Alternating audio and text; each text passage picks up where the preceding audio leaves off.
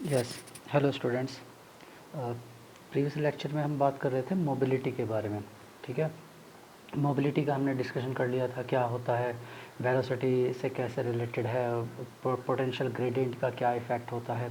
ठीक है, और उसमें क्या क्या फैक्टर्स हो सकते हैं जो उसे चेंज करेंगे। ठीक है, तो उसी में ही आयनिक मोबिलिटी में अगर बात करते हैं तो सॉल्वेंट का इफ़ेक्ट है, साइज़ का इफ़ेक्ट है, वो सब है। अब इसमें एक एबनॉर्मल बिहेवियर होता है, किसका, एबनॉर्मल मोबिलिटी, एच पॉजिटिव और ओ एच नेगेटिव की, वो आपको याद रखना है। ठीक है, क्या है ये एबनॉर्मल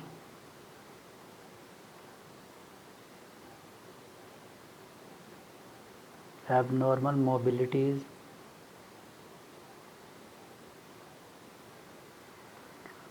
और ionic conductance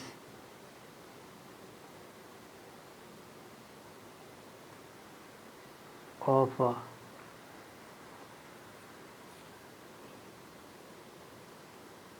H positive and O H negative ions.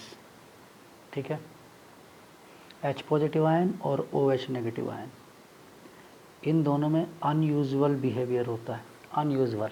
ठीक है, लैंग्वेज क्या है, थोड़ा बहुत लैंग्वेज लिख लेते हैं। हाइड्रोजन एंड हाइड्रोक्सल, इसे हाइड्रोजन और इसे हाइड्रोक्सल आयन कहा जाता है। ठीक है, ions were found to have unusually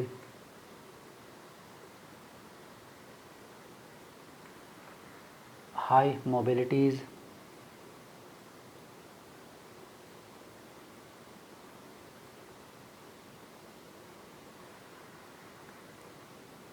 high mobilities। ठीक है, and hence high conductance and hence ionic conductance, ionic conductances in hydroxylic solvent, in hydroxylic solvents। ठीक है, हाइड्रोक्सिलिक सॉल्वेंट्स का मीनिंग क्या है, H2O मेनली। ठीक है, मेनली तो H2O होगा। हाँ, लोअर मेंबर्स भी हो सकते हैं। ठीक है, लोअर एल्कोहल्स। ठीक है, lower member of alcohol, lower alcohols. ठीक है, लोअर एल्कोहल मतलब जिनका मेंबर मतलब कम, मीथेनॉल, इथेनॉल, इस टाइप के लोअर मेंबर्स। ठीक है, लोअर मेंबर्स, लोअर एल्कोहल का मतलब है lower members of the alcohol, methanol, ethanol, propanol, बस इससे ज़्यादा नहीं। ठीक है, बहुत छोटी मतलब कमी वाला मीथेनॉल और इथेनॉल ही समझिए बस मेनली। ठीक है, तो मेनली ये होता है हाइड्रोक्सिलिक सॉल्वेंट होते हैं। ठीक है, और इनके अंदर क्या होगा, इनमें ये कंडक्टिविटी वेरी हाई होती है और comparatively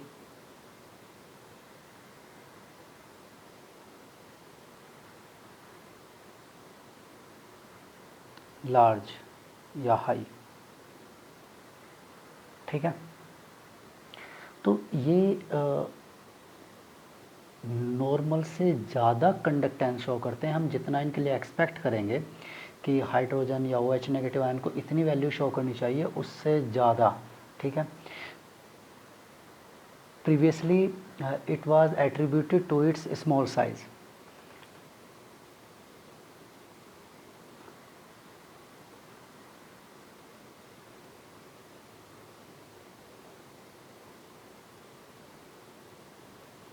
It was attributed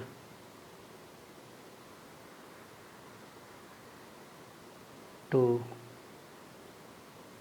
their small size।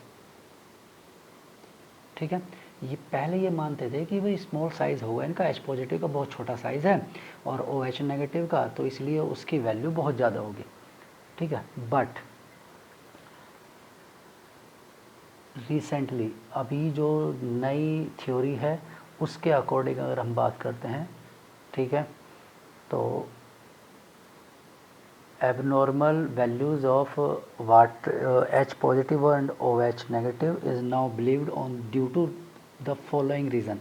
Specific reason है अब इसका, मतलब पहले तो स्मॉल साइज लेते थे but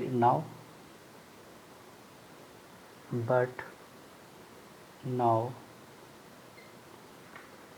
it believed that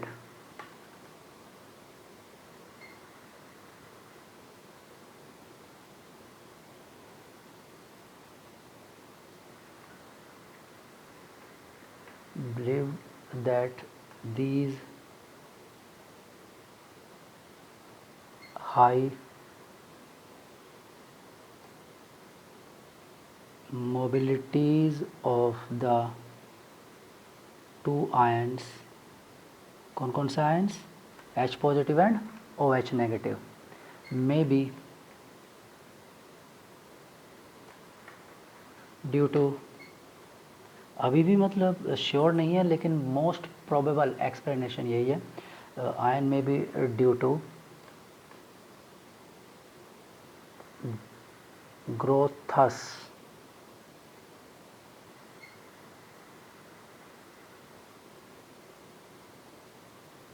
GROTTHUS Grotthus type of mechanism,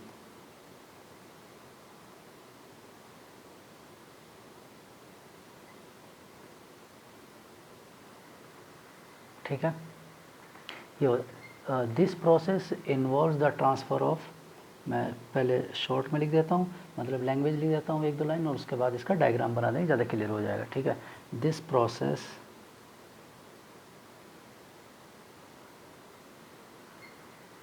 involves the transfer of H positive ions of proton, H positive or proton from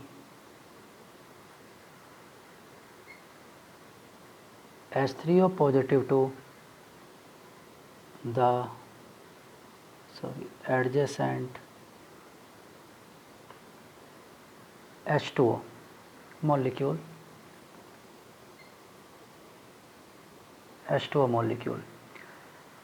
and from the resulting H3O positive to the next, and from the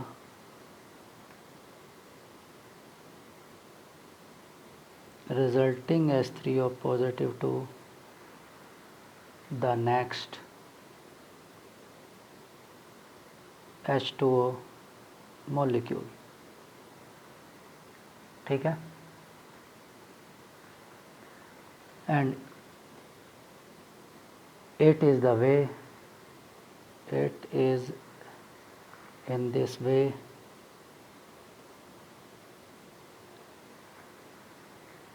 that proton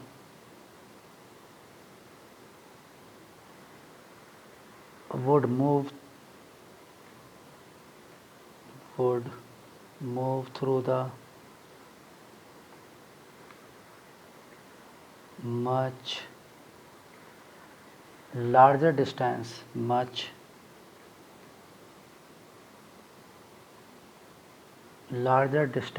in shorter time,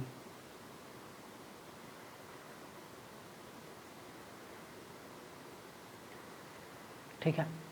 तो ये इस तरह से move करता है, ठीक है, और लार्जर डिस्टेंस को ये शॉर्ट टाइम में कवर अप कर लेता है। कौन, H पॉजिटिव भी और OH नेगेटिव भी, मतलब दोनों ही, किसी हम एक की बात नहीं कर रहे हैं, हम दोनों की ही बात कर रहे हैं। पर हाँ H positive shows more differences than that of effectiveness than that of the OH negative.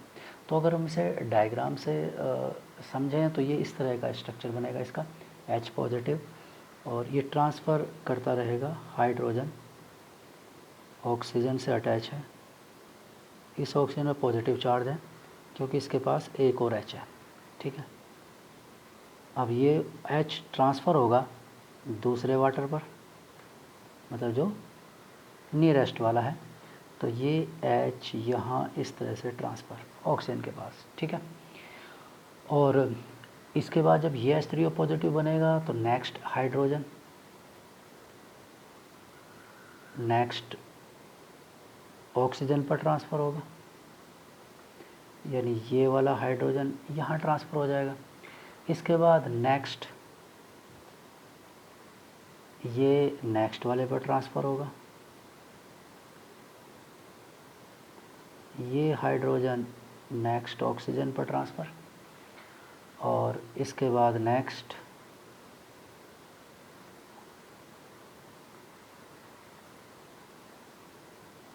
ये हाइड्रोजन इस पर ट्रांसफ़र, ठीक है। और इसी तरह से आगे बस ये कंटिन्यू चलता रहेगा, इस तरह से चलता रहेगा। यानी कि ये H पॉजिटिव का movement from left to right, left से राइट की तरफ H पॉजिटिव ऐसे मूव करता है, ठीक है। और ये बहुत फास्ट मूविंग होता है, नॉर्मल से 3 टाइम्स ज़्यादा, ठीक है। The mobility of ion in water is nearly 3 times the average mobility of other ions, यानी दूसरे आयन से 3 टाइम्स ज़्यादा ये मूवमेंट फास्ट होता है, ठीक है। Mobility of these ions 3 times होती है उनसे ज़्यादा, ठीक।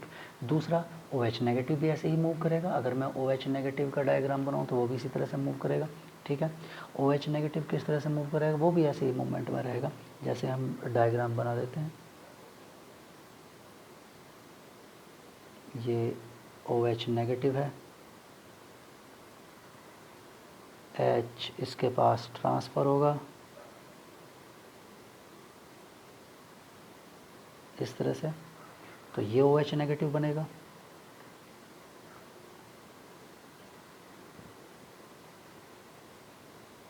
तो इसके पास H ट्रांसफ़र होगा, ये OH नेगेटिव बनेगा।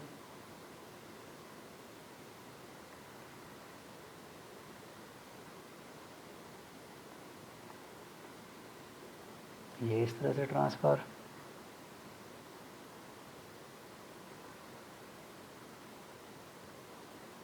ये यहाँ ट्रांसफ़र,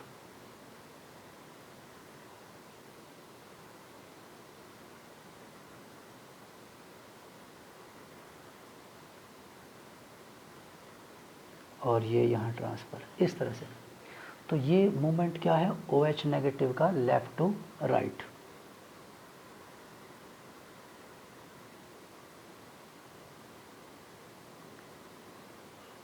लेफ़्ट टू राइट कैसे, ये OH नेगेटिव है, ये यहाँ से H लेगा तो इट बिकेम OH नेगेटिव, फिर ये इससे H लेगा, इट बिकेम OH नेगेटिव, ये इससे H लेगा, इट बिकेम OH नेगेटिव, ये इससे H लेगा, इट बिकेम OH नेगेटिव, फिर ये इससे H लेगा, इट बिकेम OH नेगेटिव। तो ये OH नेगेटिव जो लेफ़्ट साइड में है वो राइट साइड में क्या कर गया, मूव कर गया, ठीक है। तो इस तरह से यहाँ पर H के ट्रांसफ़र होने से क्या OH नेगेटिव मूव करता है, और ऐसी वहाँ भी H के ट्रांसफ़र होने से H पॉजिटिव खुद मूव करता है। तो दोनों ही कंडीशन ये फास्ट होती हैं, और सेम विद एल्कोहल होता है, ठीक है। बिल्कुल एल्कोहल में भी इसी टाइप का होगा, 1 H positive transfer to the other, एक H पॉजिटिव दूसरे एल्कोहल पर ट्रांसफ़र हो जाता है, ठीक है। With alcohol the proton transfer likewise, ठीक है, similar in case of alcohol,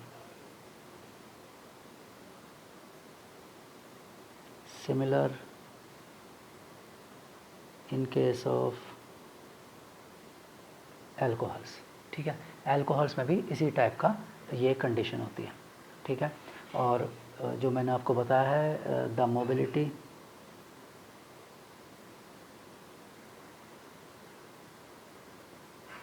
of H positive and OH negative in water is nearly 3 times the average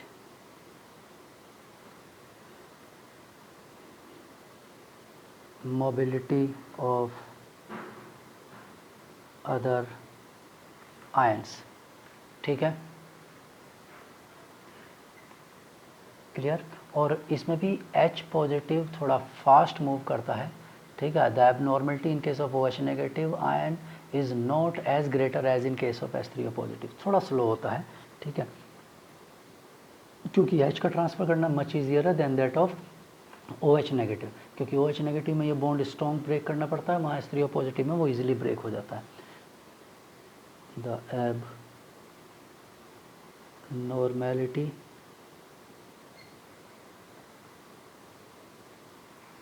in the case of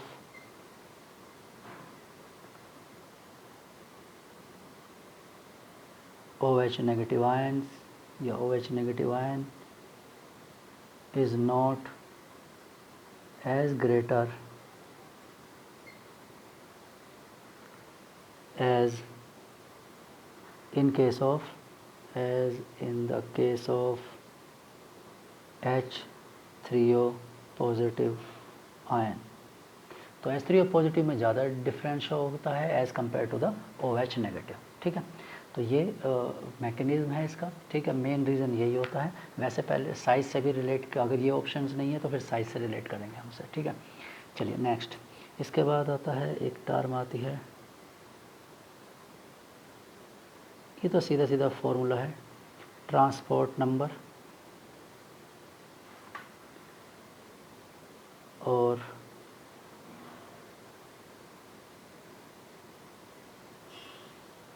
transference number.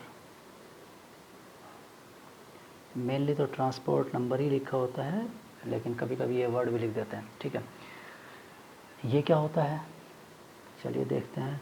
The fraction of the molecules, जैसे molecule में fraction होता है ऐसे यहाँ पर current का होगा। ठीक है, ट्रांसपोर्ट नंबर यानी करंट कौन कितना कैरी कर रहा है, कितने टोटल करंट का कितना पोर्शन वो कैरी कर रहा है, तो बिल्कुल मोल फ्रैक्शन की तरह से, फ्रैक्शन ऑफ द मॉलिक्यूल की तरह से ये भी है। ठीक है, the fraction of the total current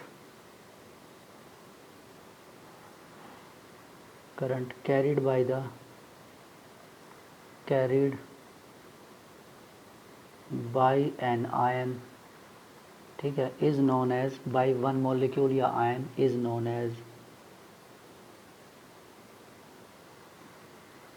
as transport number.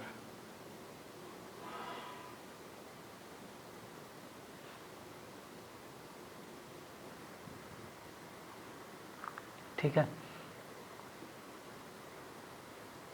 इसका एक और नाम लिखा होता है। ठीक है, ट्रांसपेरेंस को इसे कभी कभी साइंटिस्ट के नाम पर भी इसे लिख देते हैं, हिटॉर्फ नंबर भी कहा जाता है इसे। ठीक है, मैं ब्रैकेट में लिख देता हूँ,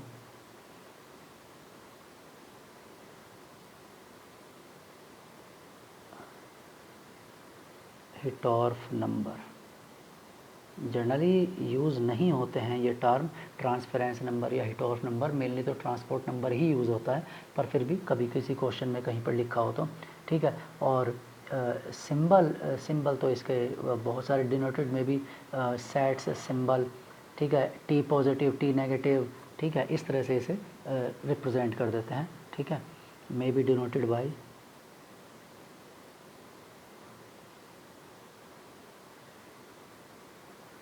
may be denoted by T positive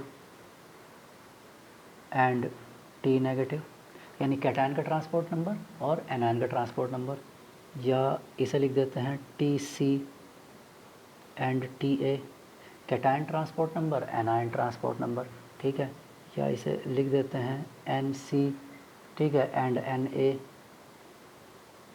यानी number of cation, transport number of cation, transport number of anion. ठीक है, इनमें से कोई भी लिखा जा सकता है, उसमें कोई प्रॉब्लम नहीं है। ठीक है, तो अब अगर डेफिनेशन की बात करें तो टी ए एनायन क्या होगा, एनायन इक्वल टू होगा current carried by anion, current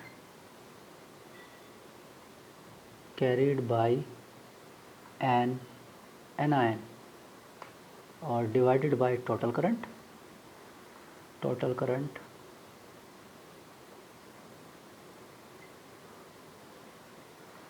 current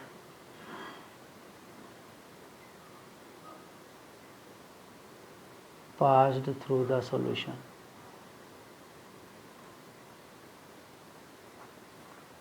ठीक है, और ऐसे ही क्या होगा, TC होगा, क्या होगा, ये सिंपल उसी तरह से current carried by an cation, sorry carried by a cation, by a cation, और डिवाइडेड बाय क्या होगा, टोटल, वही टोटल करंट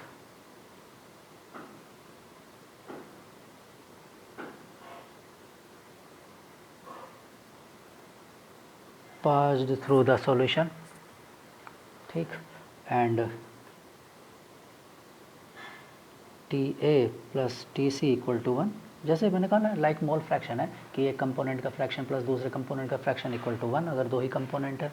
ठीक है, और इसका ट्रांसपोर्ट नंबर को सॉल्व कैसे करते हैं, हिटॉर्फ मेथड से सॉल्व करते हैं, मूविंग बाउंड्री मेथड से सॉल्व कर सकते हैं, EMF मेथड से, या from ionic mobility, ionic mobility से भी इसे सॉल्व कर सकते हैं। ठीक है, कैन बी कैलकुलेटेड लिख लेते हैं,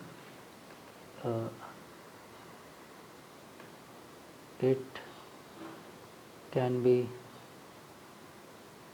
हमें ज़्यादा डिटेल इसका नहीं पढ़ना है, हम बस इसलिए लिख रहे हैं कभी कोई क्वेश्चन पूछ ले, it can be calculated bye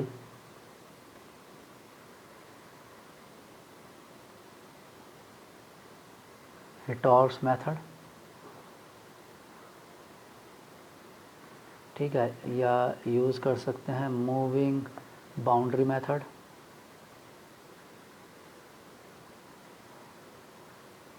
methods हमें नहीं पढ़ना है, सिर्फ नाम लिख रहे हैं।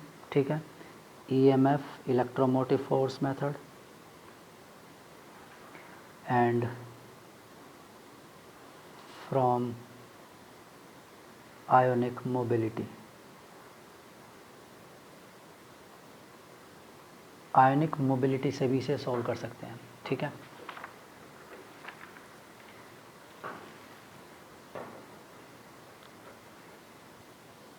अब आयनिक मोबिलिटी से, अब आयनिक मोबिलिटी तो हमने पढ़ लिया है, तो उससे कैसे सॉल्व कर सकते हैं।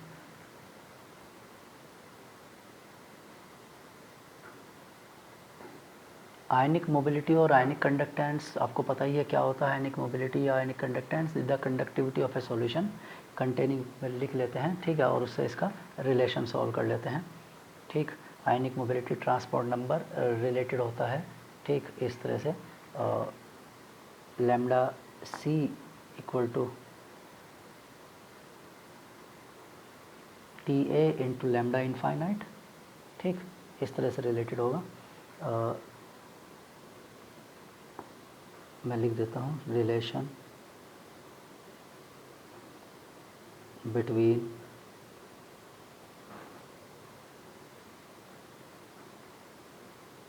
Transport number and ionic mobility.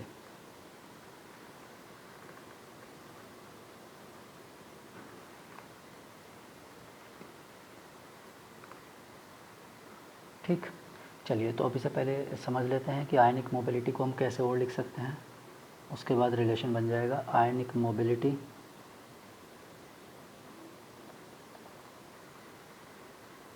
और आयोनिक कंडक्टेंस, क्योंकि आयनिक मोबिलिटी ज़्यादा होगी, आयनिक कंडक्टेंस ज़्यादा होगा। आयनिक मोबिलिटी कम होगी, मोबिलिटी, आयनिक कंडक्टेंस कम होगा। तो दोनों में से हम किसी को भी सॉल्व कर रहे हैं। ठीक है, इज़ द कंडक्टिविटी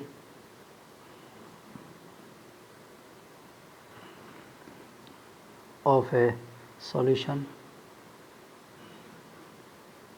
ठीक है, ये आयनिक मोबिलिटी या आयनिक कंडक्टेंस क्या होता है, आपको पहले ही पढ़ा हुआ है। कंडक्टिविटी होती है of A solution, conductivity of A solution containing, हम स्टैंडर्ड डेफिनेशन में यूज़ कर रहे हैं इसे, कंटेनिंग 1 ग्राम ion eight infinite dilution eight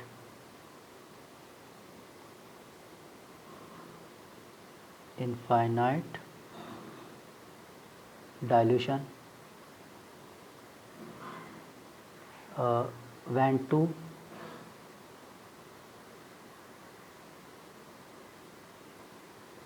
sufficiently large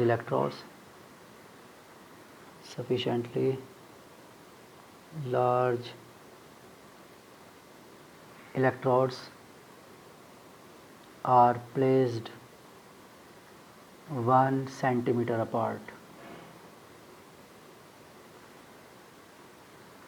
ठीक, तो ये इनफाइनाइट डाइल्यूशन पर है। ठीक है, तो आयनिक मोबिलिटी अगर हम बात करें,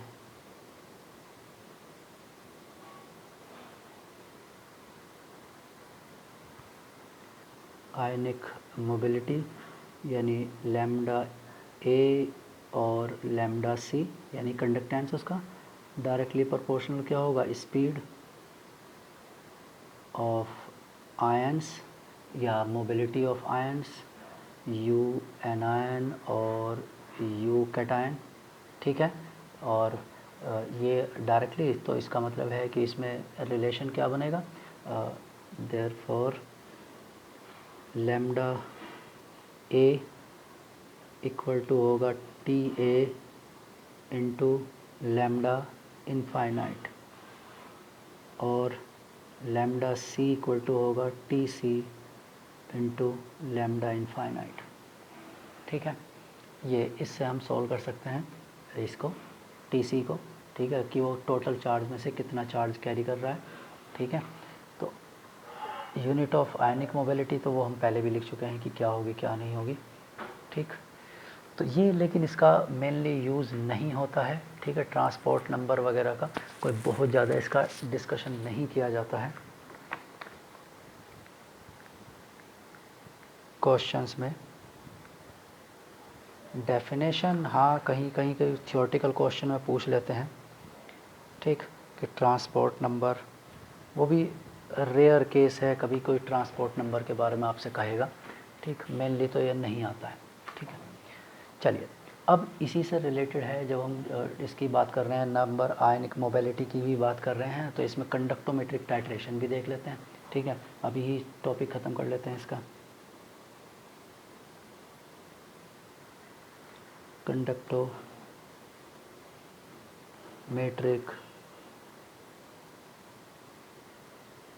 टाइट्रेशन। ठीक,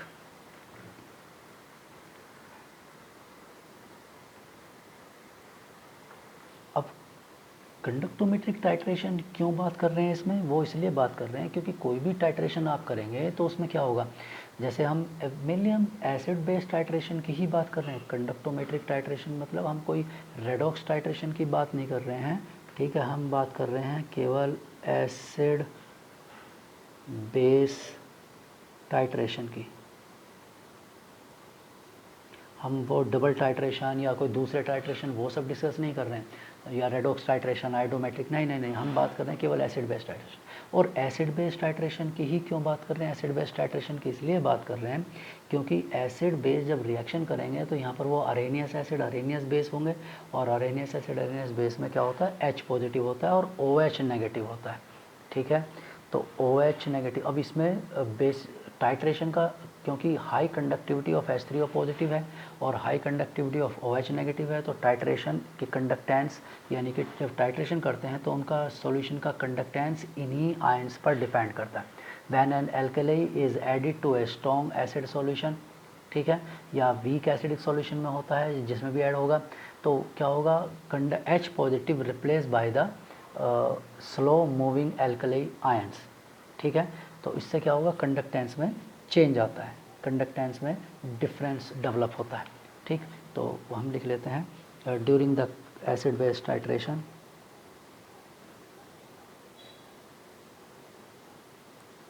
during the acid base titration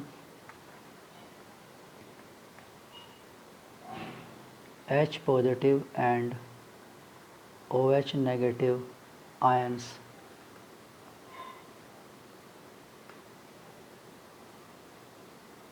replaced by other slow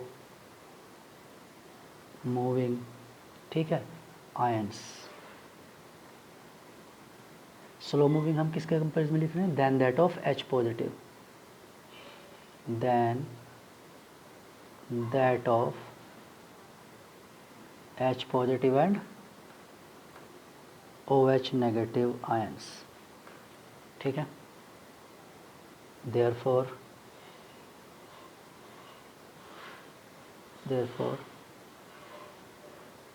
there is a change in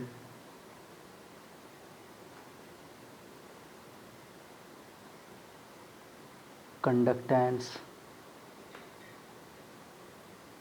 of solution with time, या with time या प्रोग्रेस ऑफ द प्रोसेस, ठीक है, या जो भी हम प्रोसेस कर रहे हैं टाइम ही ठीक है, विद टाइम, ठीक है। तो टाइम के साथ उसमें क्या होंगे? चेंजेस होंगे। अब चेंजेस क्या होंगे? मतलब वो लाइन किस तरह की बनेगी, उसमें डिक्रीज़ होगा, इंक्रीज़ होगा, ठीक, वो देख लेते हैं। तो सबसे पहले कंडक्टोमेट्रिक टाइट्रेशन में हम बात करते हैं first various type of titration, various type of titrations, ठीक है। चलिए, तो पहला सबसे फर्स्ट वन टाइट्रेशन लेते हैं हम, strong acid versus strong base. Strong acid versus strong base, ठीक है। Strong acid versus strong base, मतलब स्ट्रॉन्ग एसिड कोई भी एक एग्जांपल ले लिया, जैसे हमने क्या लिया HCl, और स्ट्रॉन्ग बेस का एग्जांपल हमने लिया जैसे NaOH। अब हम जब इसमें टाइट्रेशन करेंगे तो स्टार्टिंग में strong acid versus strong base का मतलब यह है कि टेस्ट ट्यूब में या कंटेनर में, कॉनिकल फ्लास्क में वी हैव स्ट्रॉन्ग एसिड, क्योंकि वर्सेस के बाद वाला आपको बताया हुआ है टाइट्रेशन में, इसका मतलब होता है कि इसे हम बाद में ड्रॉप बाय ड्रॉप ऐड करेंगे। यानी कि ये स्ट्रॉन्ग बेस किस में रखा हुआ है? ये रखा हुआ है ब्यूरेट में, ठीक है, और ये रखा है कॉनिकल फ्लास्क में। तो हमारे पास पहले कॉनिकल फ्लास्क को हम चेक कर रहे हैं, ये है हमारे पास सॉल्यूशन में। तो इसका ग्राफ किस तरह का बनता है? तो पहले ग्राफ देख लेते हैं, फिर उसे ऑब्जर्व कर लेंगे कि ग्राफ वो ऐसा क्यों बन रहा है।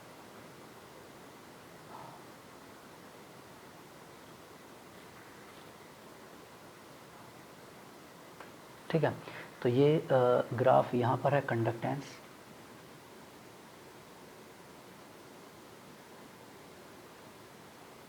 कंडक्टेंस ऑफ द सॉल्यूशन, ठीक, और यहाँ क्या है? Volume of the alkali added,